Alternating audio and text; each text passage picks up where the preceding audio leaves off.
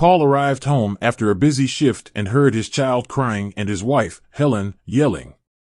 The man sighed heavily and thought, the same thing happens every day. It's just unbearable. When will I find a good nanny for Max? The man entered the house, and his son immediately ran to meet him at the door, hugged him, and began to complain, wiping his tears. "Hi, Daddy. You finally came home. I've been waiting for you." Mommy scolded me and shouted loudly. "She's mean and doesn't love me at all." Paul stroked the baby's head and quietly asked, "Calm down. Don't cry, baby. What happened again? Mom would never scold you for no reason." Helen immediately approached them and replied unhappily, "Paul, this child leaves me no choice. Today, another nanny took her last paycheck and quit. She only worked with Max for a month. She said Max is too active and she can't cope with him, and I understand her. Max can't sit still for a second. Today, he broke an expensive Chinese vase. Everything is scattered around the house. I explained to him that he shouldn't behave like that." The little boy immediately began to justify himself. "It was an accident, Daddy. I didn't do it on purpose. That nanny didn't want to play with me but only forced me to learn rhymes and letters. I asked for a break. We started playing hide and seek. She decided to hide behind the door. I could see her there. I immediately found her, and when she was coming out from behind the door, her foot caught on the table, so the vase fell. It's not my fault she's so clumsy. I even helped her pick up the pieces of the vase, but she got offended and quit for some reason, and Mom was mad at me, and I didn't understand why." Paul pictured the nanny, who weighed almost 100 kilograms, trying to hide behind the door and laughed to himself.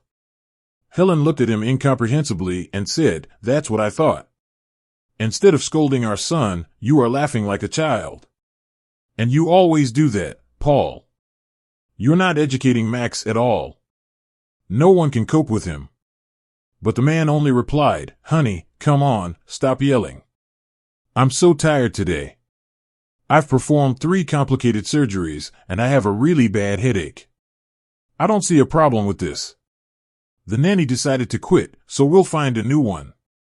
You know, I think we should invite a few candidates so that Max can choose a nanny himself. Then we wouldn't have this problem anymore. He will definitely like the new nanny because he will make the choice himself." Helen was surprised at her husband's words and said, "Are you serious? Do you think a 5-year-old child can choose the right nanny? Are you kidding me? I'd like to watch this show. Okay, let's go to the table for dinner. I'll contact the recruitment agency today again and ask them to send new nannies." After dinner, Paul enjoyed playing with his son. They were making funny little faces out of plasticine and then playing taxi park. The man relaxed when he spent time with the child. It felt like he was back in his childhood again. Max always behaved perfectly with him. The baby snuggled up to him like a kitten. Paul didn't understand why Helen couldn't make friends with Max and why the nannies didn't stay in their house for more than a month. After all, Max is an ordinary child, funny, active, and cheerful, like all the children. Late in the evening, having put his son to bed, Paul began to embrace Helen tenderly, clinging to her with his whole body. He wanted her love and tenderness, but she turned away to the wall and said resentfully, "Paul, don't touch me. I've spent several hours with your son, and I'm exhausted. I regret that I agreed to adopt this boy. Fortunately, at least I don't have my own children, otherwise, I'd go crazy." Paul stopped her abruptly. "Don't you ever say that again. I love Max. He is my son now. I've always dreamed of having children. Children bring happiness, but you still can't understand that. Good night, Helen." Paul got nervous and couldn't sleep anymore. He was lying in bed, thinking about his past. Paul dreamed of becoming a doctor from childhood. He grew up in a family of doctors, so he was often in the hospital and saw this profession from the inside. The boy saw how doctors save patients, helped them get back on their feet, and wanted to do it too. He entered medical university, studied with honors, and met Lindsay there. The girl was shy, modest, and very beautiful.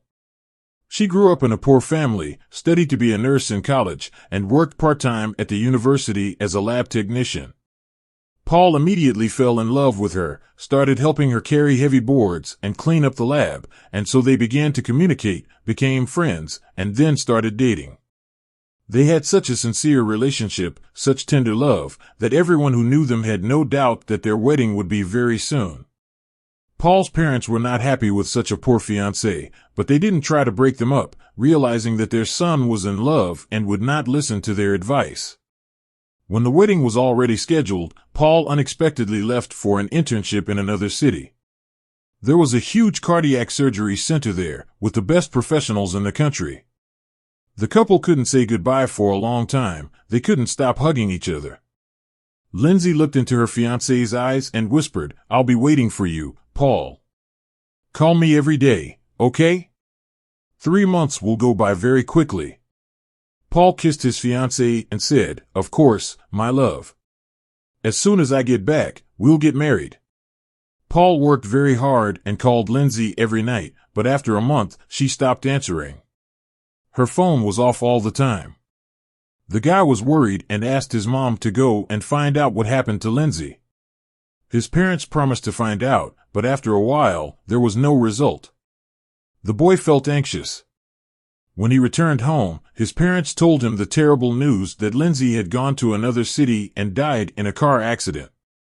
Paul sank into depression. It seemed to him that his life was over. How could this be? They were going to get married. He wanted to find out everything, wanted to go to her grave to say goodbye to his fiancée, but his parents dissuaded him. "Paul, you don't have to go there. Lindsay's not from this city. You don't even know her home address. She's probably buried in her hometown. You'll spend a lot of time going there, and then what? You'll stop studying and working, and you'll ruin your life. It's not your fault that the accident happened. You can't save her. Probably it was her fate. We found out about the tragedy by accident from the TV news. You need to go on with your life, work, succeed, and overcome this phase of life." And Paul accepted this tragedy. He began to work hard, and over the years, he became a successful surgeon.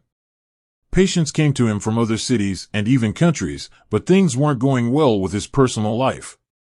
His parents had already died, and he was already in his 40s, but he was still single.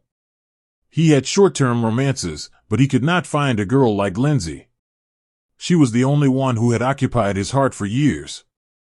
But 5 years ago, Paul attended a presentation on innovative medical equipment where he met Helen, a young journalist. She was the first to talk to him, recognized who he was, and even wanted to interview him. That's how they met. Then Helen unexpectedly came to his house and asked for help in dealing with the specifics of a medical text. Paul gladly agreed, but his eyes were focused on her deep neckline, and he wanted to touch her long, beautiful legs, which were barely covered by the short dress. They had dinner together, had some wine, and unexpectedly woke up together. Paul felt awkward in the morning, blaming himself, realizing that he'd had too much wine last night and crossed the line. He thought Helen would be offended, but she only laughed merrily and said, "Well, Paul, now you have to marry me after such a passionate night." She started kissing him passionately again, and he, enjoying these feelings, suddenly thought, why not? Helen is young, smart, and attractive. She's the perfect candidate to be a famous surgeon's wife. So they began to live together. They understood each other without words, and their nights were passionate. But there was something that upset Paul. Helen didn't want to hear anything about children. She was busy with her career and herself. Her body and her appearance were more important to her than children. She carefully monitored her weight and refused to talk about pregnancy. Helen was fine with everything. Now, she was not just an aspiring journalist, but the wife of a famous surgeon. It greatly expanded her opportunities. Now, people looked at her in a completely different way. She didn't need children at all. But one day, a tragedy happened in the hospital where Paul worked. A young woman died during childbirth. The case was very complicated, and her baby was orphaned. He had no relatives, and by law, he had to be transferred to an orphanage. Paul heard this story from the nurses, and he couldn't stop thinking about this baby. So, he decided to go to the pediatrics department himself and look at him. He didn't know why he needed to, but his emotions were stronger than he was. He couldn't stop thinking about this orphaned boy. The baby was lying in the neonatal intensive care unit. He was tiny, his arms were very thin, and his skin was almost transparent. All the blood vessels on his face were visible. The pediatric nurse was worried. "I feel so sorry for this baby. He is weak. We saved him, but he is not gaining weight, as if he feels that his mom is gone. It will be hard for him without his mom's affection and care." Paul opened the NICU, stroked the infant's tiny hand, and said something to him affectionately. The baby opened his eyes, looked at the doctor, and seemed to smile at him. It was impossible. It was too early for the baby to smile, but even the shocked nurse noticed it. The surgeon suddenly realized that he could not allow this tiny baby boy to end up in an orphanage. He confidently decided to adopt him, especially since he had been dreaming of children for a long time and he was no longer young. Paul was sure that Helen would be against it because she made it clear that she didn't want to have children. But he was wrong. The woman even rejoiced at the news. "You're right, honey. This boy's fate is so tough. We can really save him. Let's adopt him, but I won't end my career. We'll hire a good nanny, okay? But in general, I don't mind. You've wanted a baby for a long time, this is your chance." So Max became the son of a surgeon. Paul gave him his last name, and the boy didn't even realize he was adopted. The boy adored his father, but the child had a bad relationship with Helen. He felt her indifference. She didn't want to spend time with him, and even if she paid attention to the boy, it was only when her husband was at home. Otherwise, the nanny took care of the child. While Max was a baby, they had a good nanny. She was an elderly lady, and she knew how to deal with babies. The boy was always clean, fed, and never cried. But when Max started to walk, the nanny couldn't cope with him anymore, and she had to quit.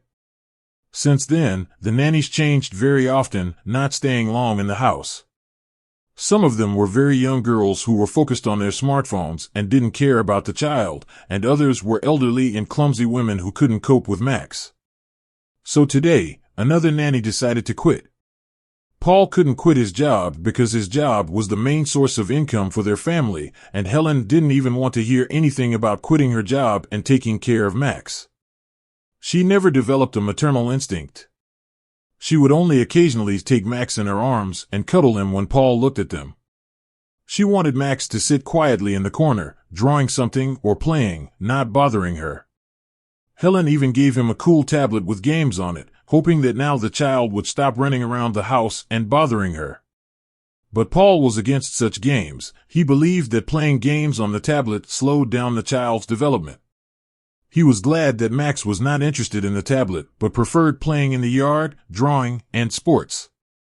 All in all, he had to find a new nanny again. On Saturday, 3 candidates came in for an interview. Paul was sitting in his office, reading their CVs, while Max was playing with a railroad set and looking at the women. Helen took a seat on the huge couch and prepared to watch a fascinating show, as the 5-year-old child would choose a nanny for himself. She was sure this idea was stupid, but was curious to see where it would lead. The first candidate walked into the office. It was a stern-looking lady in glasses in her early 50s. She had a perfect CV. She was fluent in 3 languages and was a former teacher. Paul said, "Hello, your experience is impressive, but we have an unusual case.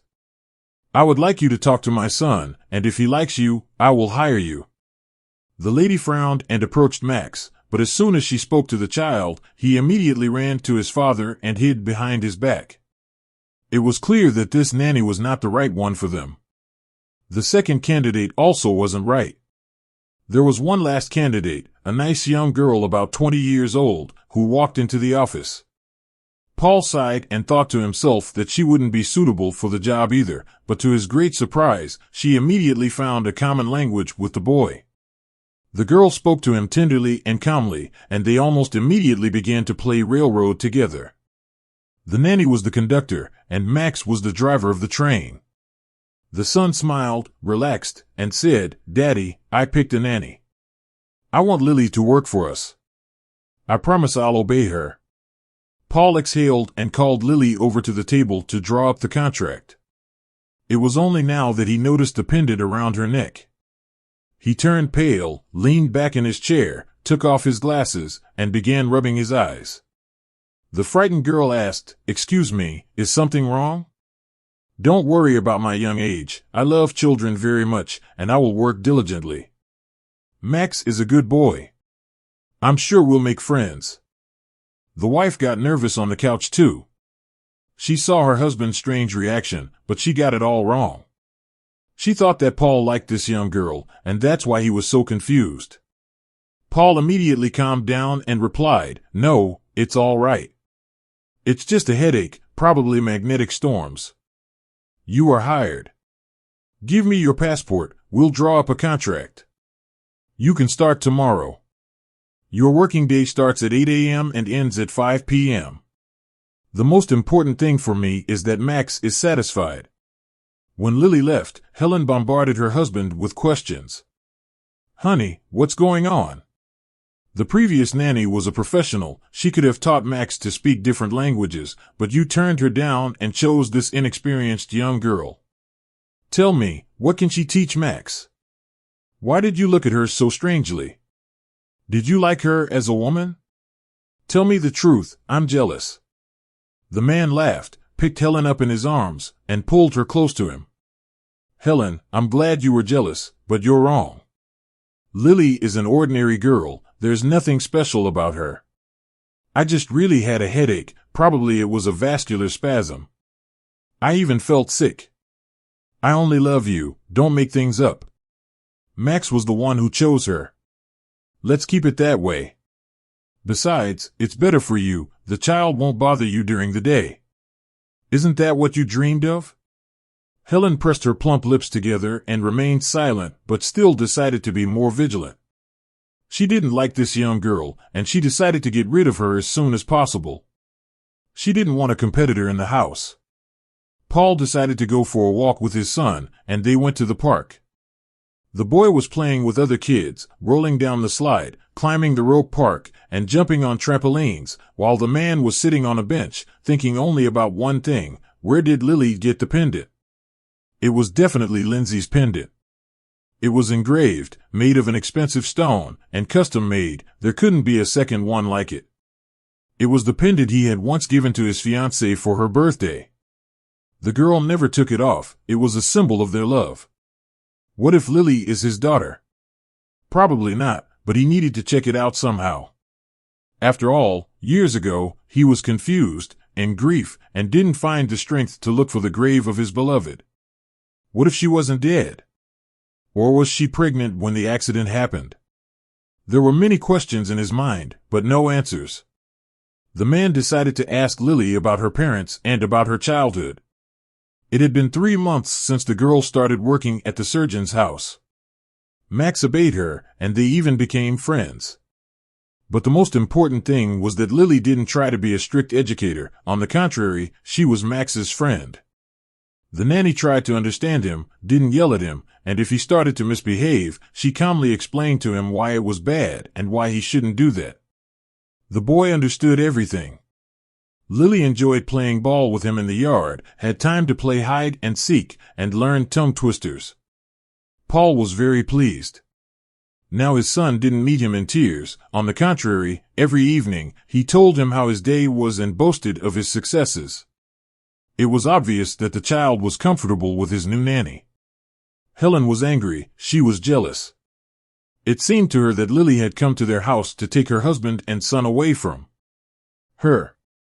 She often scolded Lily for no reason and was unnecessarily strict with her.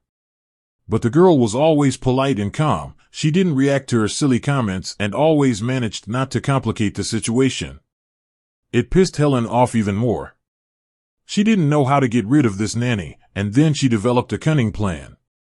Paul was trying to talk to Lily all this time, but as soon as he started the conversation, his wife immediately showed up and looked at them very suspiciously. The girl mentioned that her mother had died a long time ago, and this news proved Paul's assumptions.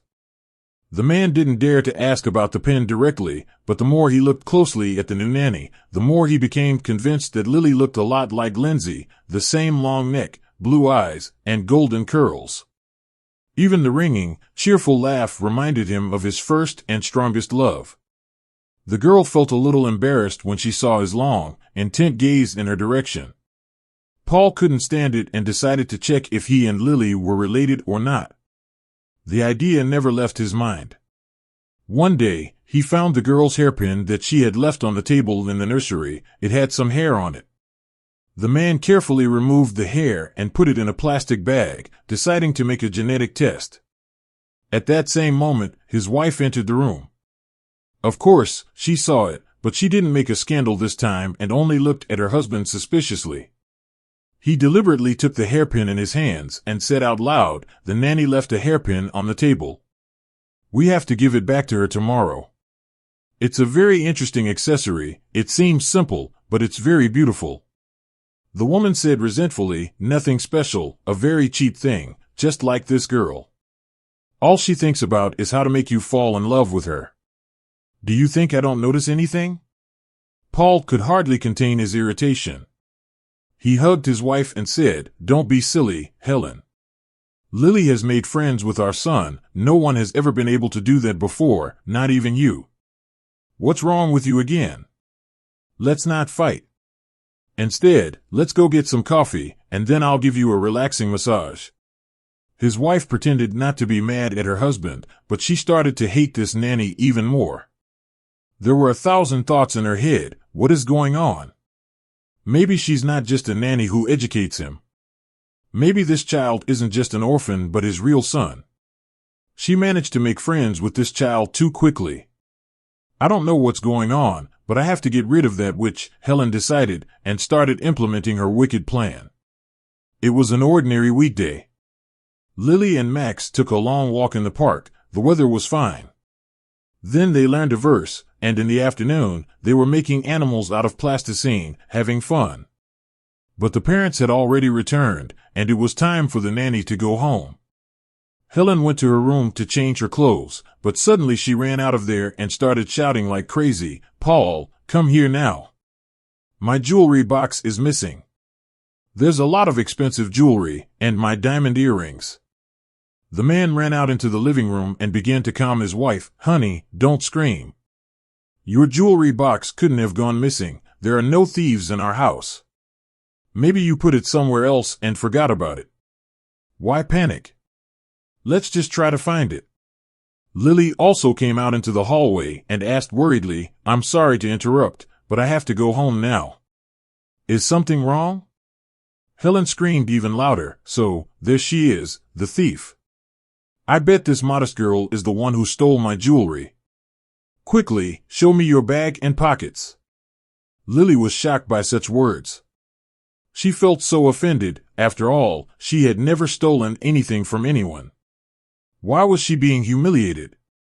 She silently opened her bag and emptied the contents onto the carpet in the hallway. But everyone was horrified. The jewelry box that Helen was looking for had fallen out of the nanny's bag. Lily cried and tried to justify herself. "I didn't take anything, I swear. I don't know how it got in the bag." But Helen was unstoppable, screaming like a madwoman, "Paul, look at that insolent nanny. You brought a criminal into our house. She stole my jewelry and won't plead guilty. Go away. You're fired, or I'll call the police and you'll end up in jail." The nanny covered her face with her hands and ran out of the mansion. She ran without seeing the road and cried with resentment and injustice. Paul was shocked at what had happened in his house. He could not believe that Lily was really a thief. She was not that kind of person. But there was evidence. The box was really in her bag, and she hurried home as soon as she heard about jail.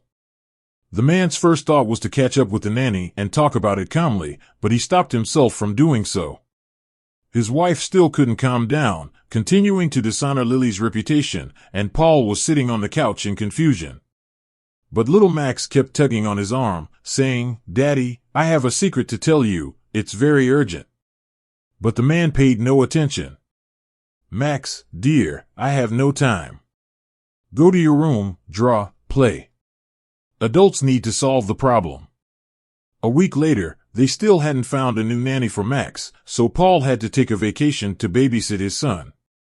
Max was always sad, refused to eat, and wouldn't go outside, but just sat by the window and waited for someone. Helen was happy that finally there was no annoying girl in the house, no more competitors. Paul could not calm down because the results of the genetic test surprised him. He and Lily were not relatives, but he was sure that she was his biological daughter. The man kept thinking, "This is very strange. Where did Lily get this pen? Why does she look so much like Lindsay, my first and only love? I was so happy. I was sure I found my daughter, but the DNA test can't be wrong." It was late in the evening when Helen came home drunk. The newspaper office was celebrating a successful deal with an entrepreneur. The article was excellent, and she got a good bonus. She looked sadly at Paul, who was upset for the second week, and then took a shower and went to the bedroom. Paul noticed the light on in the nursery and didn't understand why Max was still awake. He silently peeked into his room and saw that the boy was sitting at the table and was focused on drawing something.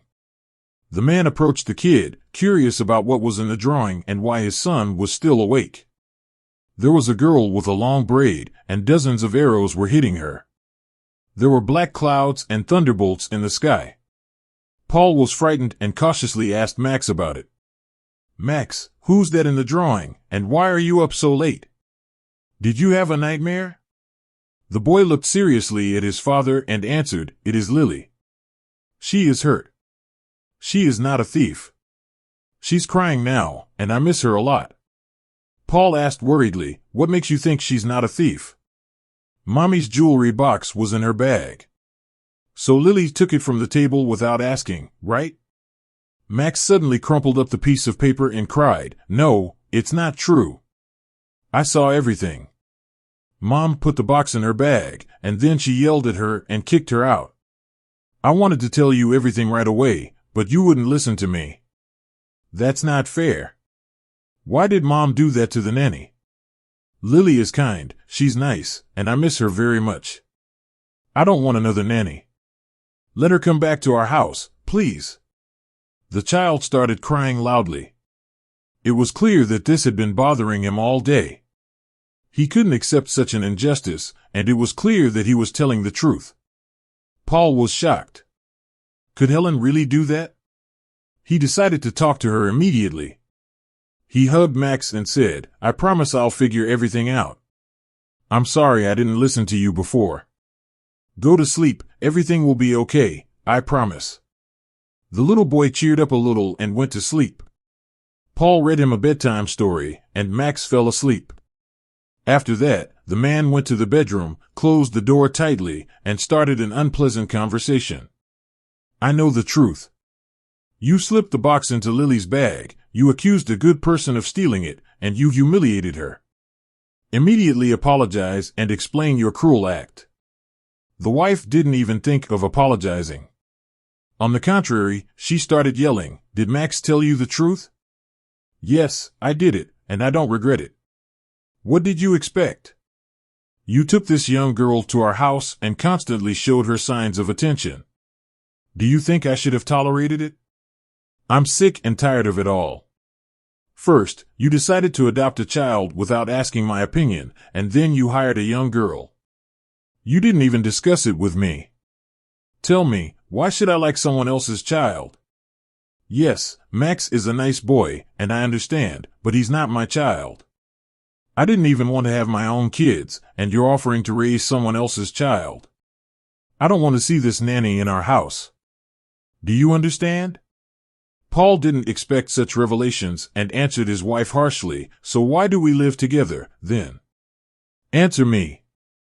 Maybe we'd better get a divorce. I can't imagine my life without Max.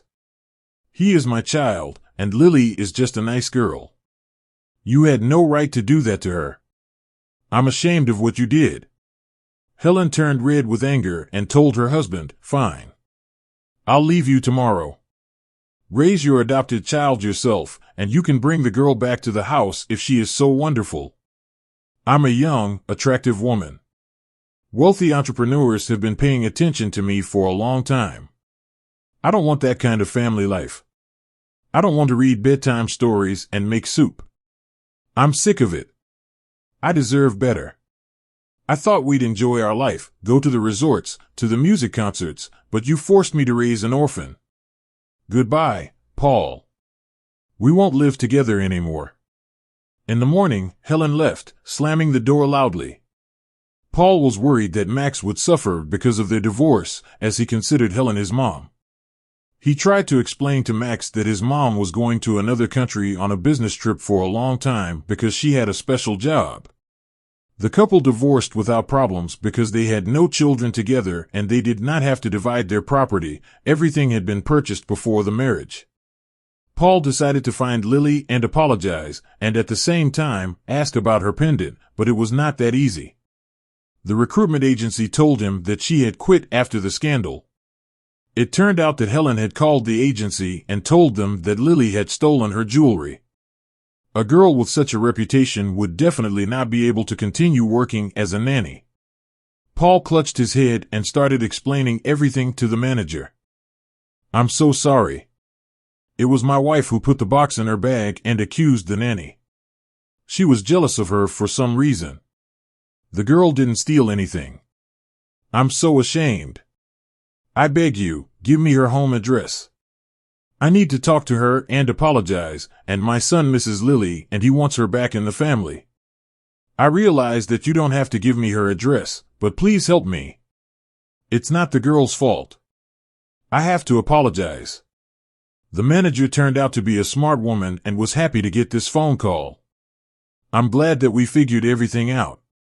You know, I've seen a lot of different people, and I was sure that Lily couldn't be a thief. She's a very kind and honest girl. I didn't want her to quit, but your wife yelled at her so much that Lily got angry and quit herself. If you happen to see her, tell her to come back to the agency. I'd be happy to hire her back." Paul drove to the given address and, on the way, he wondered how it had happened that he had lived for 5 years with such a horrible person as Helen. What had he hoped for? On the way, Paul bought a bouquet of roses and was standing at the door for a long time, hesitating to press the bell. But when he saw a bewildered Lily on the threshold, he resolutely held out the bouquet and said, "I came to apologize." "I'm sorry, Lily. You didn't steal anything. It was my wife who set it all up. I need to explain everything to you." The girl agreed and said quietly, "Wait for me outside, please. I'm sorry, I can't invite you into my apartment. I have a sick relative there." A few minutes later, Lily came outside and they sat down on a bench. The man was very nervous. He was explaining everything slowly, apologizing, saying that he had already explained everything in the agency and that Max was waiting for her very much. Lily exhaled and said, "I'm really glad to hear that. It makes me feel so much better. I used to cry at night. I couldn't bear the injustice. I would love to work with Max again. You have a wonderful son, but I'm afraid your wife won't like it. She'll be against it, and I'm afraid to see her again." Paul smiled and said, "Helen and I are already divorced, so no one will mind. Can I ask you a personal question? It's been on my mind since I first saw you. I ordered this pendant years ago. There is no second one like it in the whole world. I gave it to my beloved woman when I was young." Lily replied in surprise, "My Aunt Lindsay gave it to me. You know, I'm an orphan. My mother died when I was 15, and I have no one else except my aunt, so she adopted me. I am very grateful to her for everything, but 6 months ago she fell in the street and hurt her back. My aunt injured her spine and didn't go to the hospital on time. Now the pain is unbearable. She is sick and she can't even get out of bed. Doctors say that we have lost a lot of time. We should have gone to the hospital earlier. Surgery can be done, but it is very expensive and they do not guarantee a good result. My aunt is in depression, she doesn't want to live, and I feel so sorry for her. I want to help her so much, so I got a job as a nanny. I thought I could save money for her treatment. I want to cry when I see that she is dying slowly. I have already applied to charity funds for help, but the fundraising is a very slow process, and she is getting worse. Painkillers are not helping anymore, so she recently put her pendant around my neck. My aunt never parted with it. She asked me not to take it off after her death and not to sell it. It's very important to her, and I don't even want to think about her death. My aunt is still young. I can't let her die. Lily couldn't stand it and cried in despair. Lily, why didn't you tell me this before? I'm a surgeon. Let's go inside. I have to examine your aunt and check her test results. If it's possible to save her, I'll do it. And don't worry, you won't have to pay for the surgery. Lily quickly led him to the apartment. She couldn't miss this opportunity because she had already tried everything available to her. When Paul entered, he immediately smelled the specific odor of various medications. Muffled moans sounded from the bedroom. They entered the room together. A skinny, exhausted woman was lying on the bed. Her long, tangled hair was on the pillow, and she was clutching the blanket in her fist and moaning quietly, struggling with the unbearable pain. Paul was shocked. He looked at the features of her face and realized that it was Lindsay, his first and strongest love. His heart ached. It was impossible to look at the suffering of the poor woman without tears. Lily was talking to her affectionately. Auntie, you have to be patient. They can give you an injection only in an hour. I've asked the doctor to examine you. The doctor is Max's father. I told you about him. He's a surgeon. Can he examine you? Maybe he can help you. I'll leave the room while he examines you, but if you need my help, I'm in the hallway. Paul hurried to the bedside, took the woman's thin, cold hand, and whispered, Lindsay, my love, I have found you. I can't believe my happiness. They told me then that you died in an accident. I've been mourning you for a long time. Do you recognize me? It's me, Paul. You're Paul. We were going to get married. Do you remember? The woman looked at him in shock and even managed to smile for a moment, then whispered, Of course I remember you, Paul. I never stopped loving you. But now I'm in so much pain. I'd rather die back then than be in so much pain now. But I'm glad I saw you before I die. I'm going to die soon, I can feel it. The only thing I worry about is that Lily has no one. She shouldn't be left all alone. Paul, I want you to know that you're the only one I've ever loved. I'm in so much pain, the woman said gravely. Lindsay groaned with pain again, and Paul realized that he was not just her ex-fiancée but a surgeon.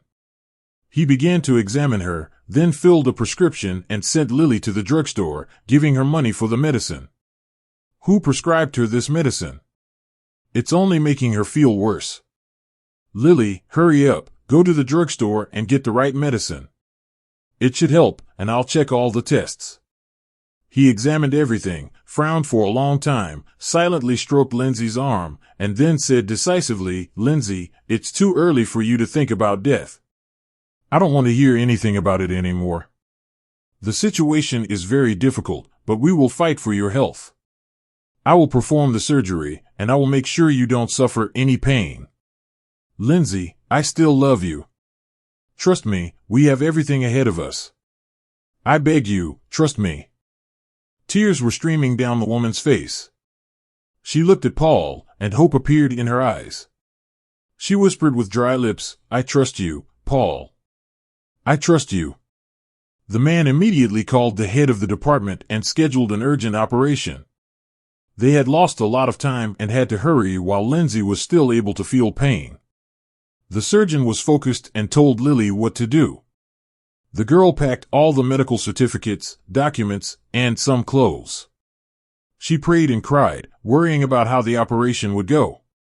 Paul realized that the life and health of his beloved woman depended only on him, and he had to do everything possible so that she could walk again. He had no right to make a mistake. Lindsay could not believe that all this was happening to her. All her life she had loved only Paul, and after their breakup, she never fell in love with anyone else. She had never expected to see him again, and now, when she was bedridden, his appearance was like a miracle. Lindsay was carried on a gurney to the operating room, and Paul was holding her hand. She was not afraid of dying during the surgery, she only smiled blissfully, trying to memorize every feature of his face. The surgery lasted more than 5 hours. Paul was literally reassembling the nerves of her spine, 1 millimeter by another. He was sweating, but he stayed focused and kept doing his job. Finally, the operation was over. The surgeon had no energy left, but he was pleased with the result. The health prognosis for Lindsay was good. But the man didn't even think of going to rest. He changed into a dry uniform and stayed at the patient's bedside in the intensive care unit. It was important to him that she saw him as soon as she opened her eyes. Lindsay didn't regain consciousness for a long time. She woke up, didn't understand anything, and quickly fell asleep again. But 24 hours later, she finally woke up. She looked around the room and saw Paul dozing in a chair beside her. He never let go of her hand, holding it tightly. It felt so warm, so good, and she thought, I hope it's not just a dream. Did my prayers help? My beloved Paul is by my side, and he's holding my hand. It's not a dream, it's reality. When she was able to move her hand, Paul immediately woke up and looked at her anxiously. He began stroking her hair and hands and whispering, Lindsay, my love, the surgery was successful. I'm sure everything will be fine now. You'll be fine. How are you feeling? Are you feeling nauseous? I'll wet your lips now, and you'll feel better. He nursed her like a child and shared with her everything that had happened during these years of separation. Lindsay, my love, why did you disappear then? I called you 1,000,000 times, but you didn't pick up the phone. I felt that something bad happened to you, and then my parents told me this terrible news. Can you imagine what I went through? I thought I would go crazy. I thought I wouldn't survive. I mourned you like you were dead. Please tell me what really happened. It's all in the past now, no grudges. I just want to know the truth. It's very important to me. The woman removed her hair from her face, swallowed her tears, and began to tell quietly. I didn't run away, Paul. I loved you madly. We dreamed of getting married. We even chose names for our future children. We were so naive. But after you left, your parents came to me. They intimidated and blackmailed me. They demanded that we break up. I said no, but then your father found out that my mom had a criminal record and started threatening that he would tell her employer about it, and she'd be fired and would never get another job. I was really scared, but I agreed. I couldn't do that to my mom. You know, you have no idea how hard it was for me to make this decision, realizing that I would never see you again. It was unbearably painful. I was pregnant at the time, but due to severe stress, I had a miscarriage. My life was completely destroyed. I even wanted to go to a convent to become a nun. I spent a month there and prayed a lot. The nuns had long conversations with me and talked me out of such a life, saying that I was not ready for it. I remembered their words for the rest of my life. Go with God, live honestly, don't hold grudges against people, and don't forget to do good to people. Pray, and if God helps you, you will meet Paul again. That's how I decided to become a volunteer, helping homeless animals and finding new homes for them. When my sister died, I adopted Lily. She is a good girl, kind and sympathetic. So, we began to live together, and over the years she became like a daughter to me. I never forgot about you, Paul. I tried dating men, but I could never fall in love again, which is why I never got married. All my life, I took care of my niece and stray animals. When I stopped working, I was afraid for Lily. I thought I would die soon. That's why I gave her your pendant. I never took it off my neck all my life. I kept it with me. When I saw you in my room, I couldn't believe it. I thought I was dreaming. Paul, you have no idea how much I love you." The man kissed every finger on her hand. He couldn't stop looking into her sincere eyes and begged for forgiveness. "Lindsay, forgive me. I'm a coward. I don't understand why I didn't even try to find your grave when my parents told me you died.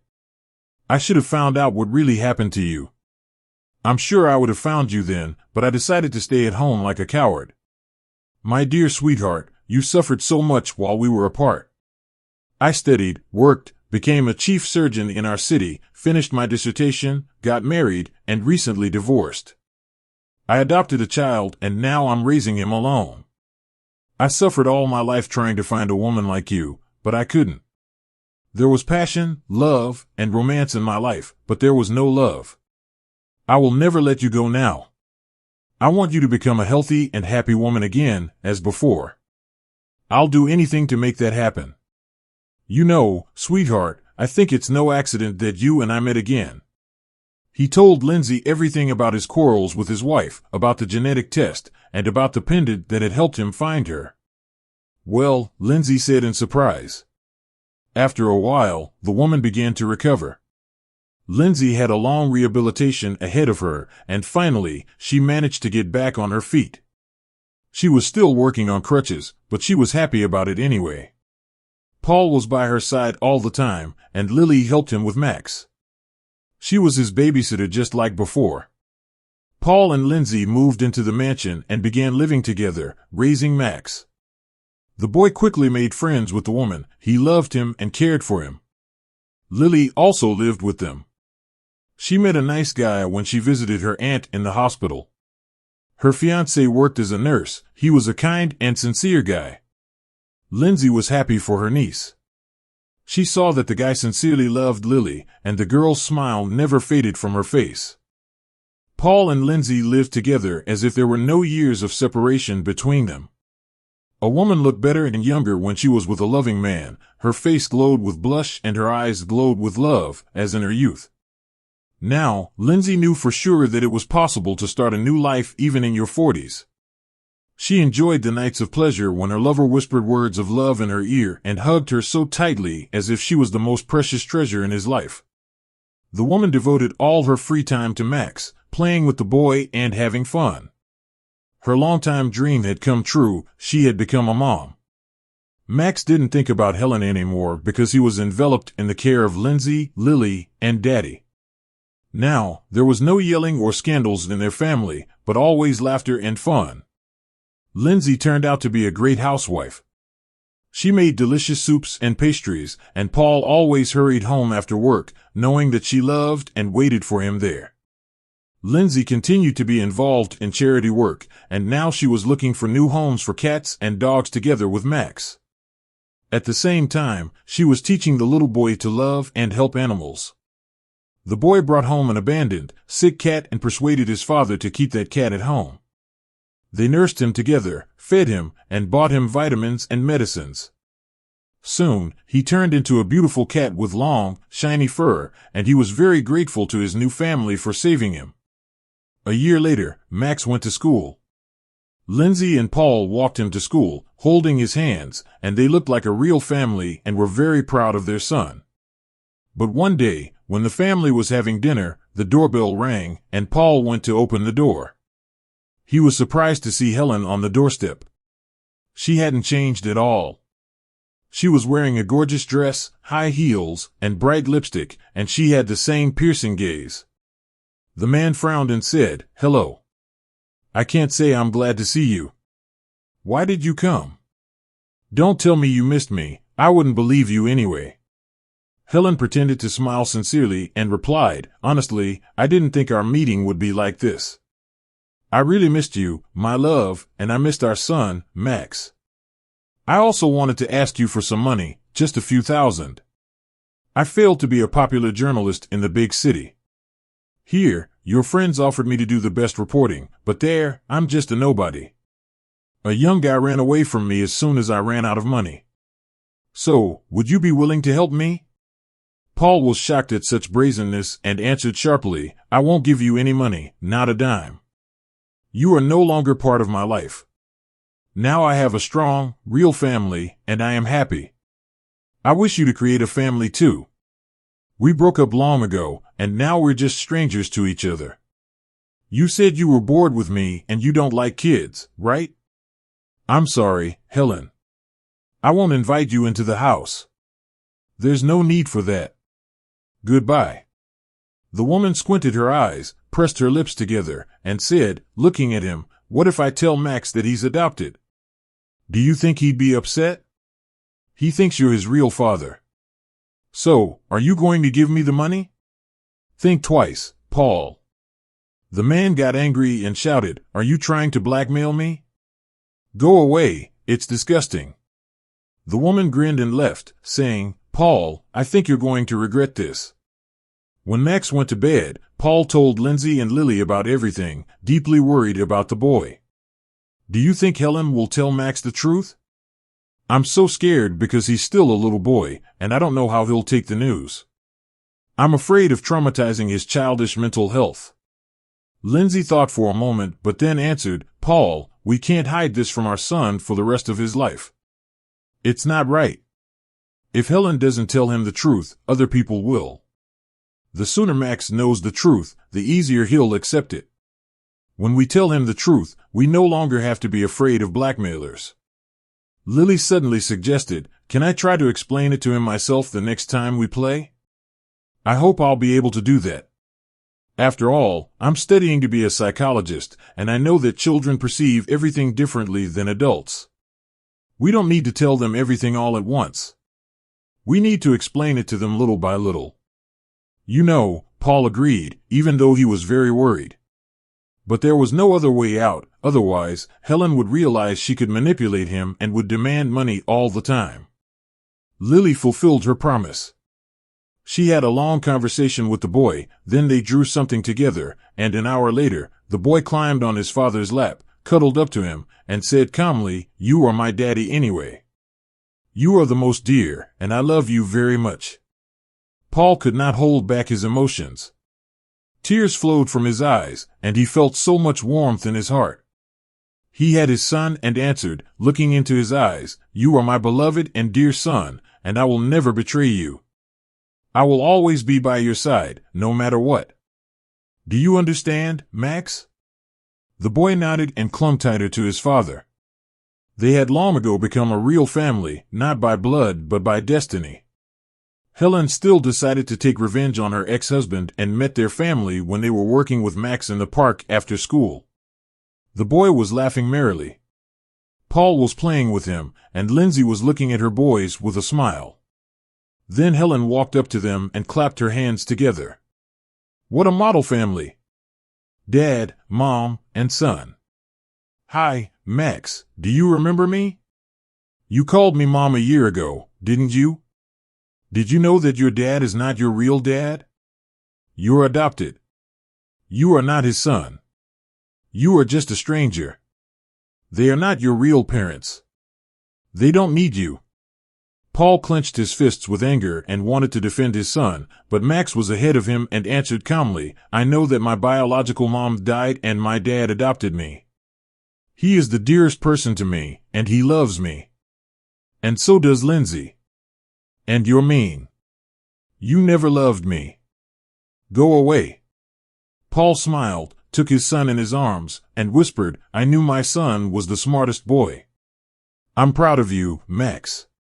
We are a real family, and there should be no evil people around us.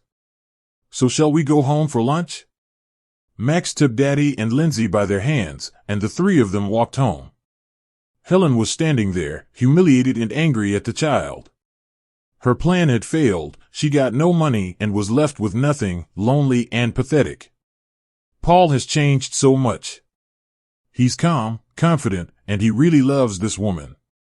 I don't understand why he's so attracted to her. I was so stupid. I lost this wonderful man and ruined my own family. All that arrogance and hypocrisy were unnecessary. In fact, now Helen was just a poor, lonely woman. Her short-term love affairs didn't bring her any joy. Things weren't good at work either, and she was the one to blame for that. Lindsay was not feeling well again. She was nervous, she was not sleeping well, and her menstrual cycle was completely messed up. Paul became concerned about her health and urged her to see a doctor, but Lindsay only said, "Paul, everything is fine. I'm already in my 40s, so menopause is probably about to happen. That's why I feel dizzy. I think everything will be better soon." But after 2 months, Lindsay didn't feel any better, so Paul took her to a gynecologist, explained the situation to the doctor, and stayed waiting outside the door. A few minutes later, a crying Lindsay and the doctor came out. Her husband was frightened and began to ask questions. "Is everything really bad? Isn't it just menopause? Is it something serious? Menopause? What are you talking about?" the doctor explained. "No, your wife is 13 weeks pregnant." Paul sat back in his chair and covered his head with his hands. He couldn't believe what he had just heard. Lindsay was pregnant. They were going to have a baby. She was crying too and whispered, hugging Paul, "I can't believe it. After that miscarriage of my youth, I never got pregnant, and I never thought it could happen again. It's really a blessing, even if it's very late."